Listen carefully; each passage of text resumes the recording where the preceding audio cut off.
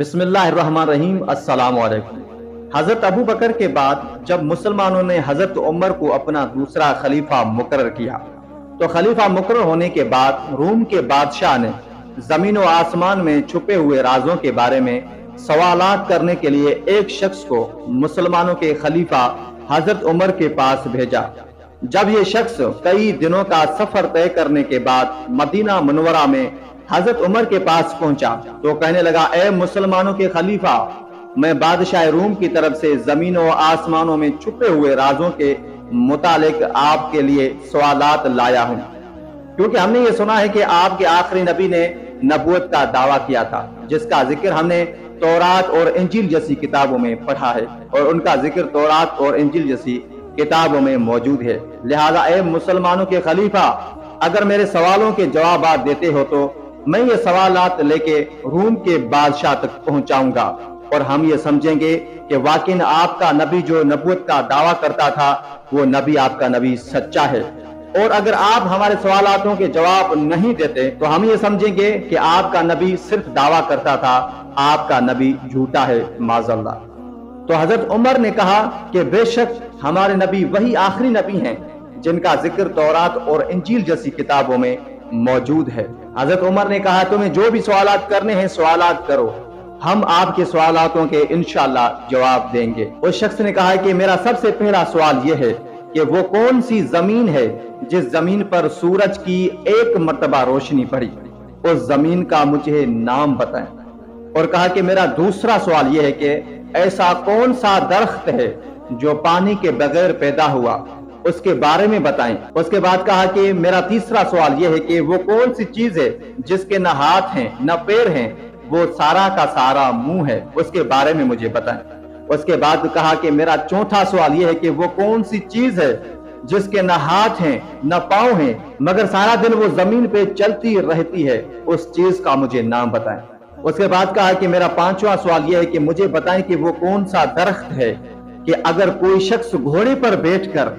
100 साल तक दौड़ता रहे फिर भी उस दरख्त का साया खत्म न होगा, मुझे उस दरख्त के बारे में बताएं, मुझे उस दरख्त का नाम बताएं। फिर कहा कि मेरा छठा सवाल यह है कि जन्नत में लोग खाएंगे पिएंगे मगर पाखाना न करेंगे, भला ऐसे कैसे हो सकता है कि लोग जन्नत में खाएंगे पिएंगे मगर पाखाना और पेशाब नहीं करेंगे, ऐसा कैसे हो सकता है? इस पर मुझे ऐसी दलील दें ताकि मुझे यकीन हो जाए कि वाकई जन्नत में लोग खाएंगे पिएंगे मगर पाखाना नहीं करेंगे। उसके बाद कहा कि मेरा सातवां सवाल यह है कि अगर जन्नत के दरवाजे हैं तो मुझे उनके तालों और चाबियों के बारे में बताएं।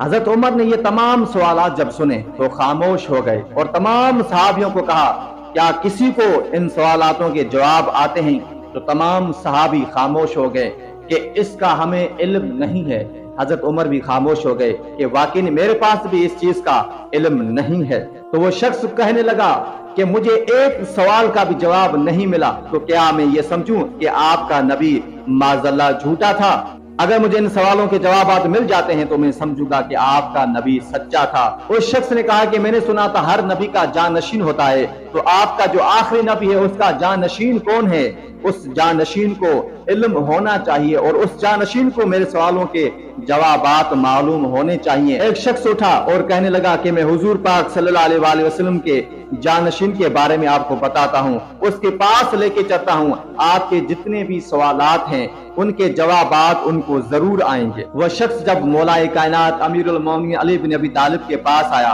और वो तमाम सवालात दोहराए, उस शख्स ने जो सवालात हजरत उमर को बताए थे वही सवालात दोहरा है। तो मौलाए कायनात अली बिन अबी तालिब ने कहा कि ऐ बंदा खुदा, तुम्हारा पहला सवाल ये था कि वो कौन सी जमीन है जिस पर सूरज की रोशनी एक मर्तबा पड़ी है, तो जान लो कि वो दरियाए नील है जिससे हजरत मूसा अलैहिस्सलाम ने रास्ता बनाया था और उस जमीन को सूरज की रोशनी सिर्फ एक मर्तबा पड़ी थी, उसके बाद आज तक सूरज की रोशनी उस जमीन को नहीं पड़ी। उसके बाद मौलाए कायनात अमीरुल मोमिनीन अली बिन अबी तालिब ने कहा कि तुम्हारा दूसरा सवाल ये था कि वो ऐसा कौन सा दरख्त है जो पानी के बगैर पैदा हुआ, तो जान लो कि ऐ बंदा खुदा, जब हजरत यूनुस नबी को मछली के पेट से निकाला गया था,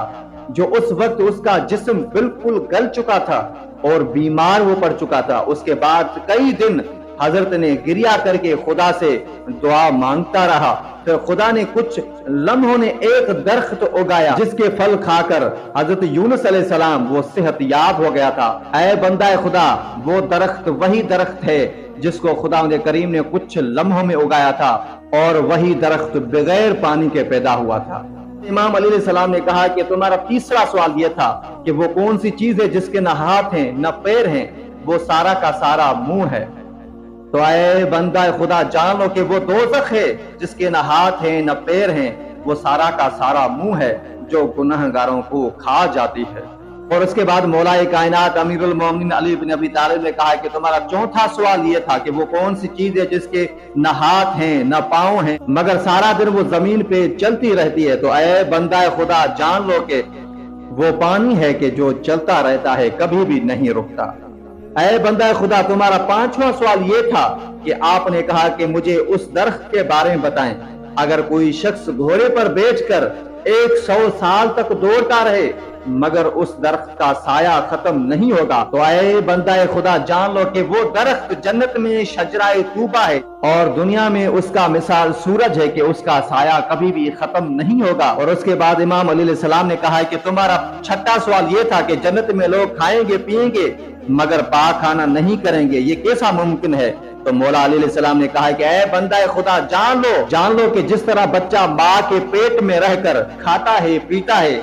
مگر وہ پیشاب پاک کھانا نہیں کرتا، اور اسی طرح تمہارا عقل بھی دنگ رہ جائے گا کہ خداوند کریم کی کیسی کیسی نعمات ہیں۔ اور اسی طرح خداوند کریم جب انسان کو جنت میں رکھے گا، وہ کھائے گا پیے گا مگر وہ پاک کھانا نہیں کرے گا۔